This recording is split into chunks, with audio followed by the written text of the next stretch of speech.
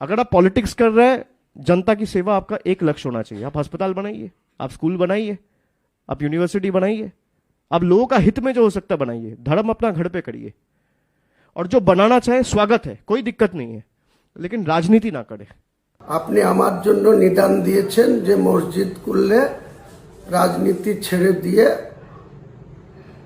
আমি যেন মসজিদ নিয়ে পড়ে থাকি। আমি আপনার কথা শিরোধার্য করব, মেনে নেব। আপনি আগে আপনার পিসিকে আপনার দলের চেয়ারম্যান পদ থেকে অবসর করান, অবসর নিতে বলুন, এবং আগামী 26-এর নির্বাচনে যেন নির্বাচনের কন্টেস্ট না করে বলুন।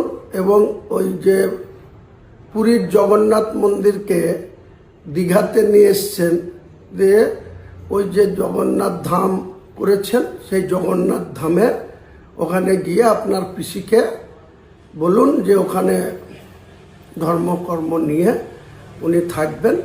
তাহলে উনি যদি ওটা করেন, আমি আপনাকে কথা দিচ্ছি, বাংলার মানুষকে কথা দিচ্ছি যে আমি শুধু বাবরি মসজিদ নিয়েই থাকব। আর আমার দল, আমি যে চেয়ারম্যান, সেটা অন্য কাউকে দায়িত্ব দিয়ে আপনাদের দলগত বিরুদ্ধে আমরা রাজনীতি করব, আপনাদের ক্ষমতাচ্যুত করার জন্য রাজনীতি করব।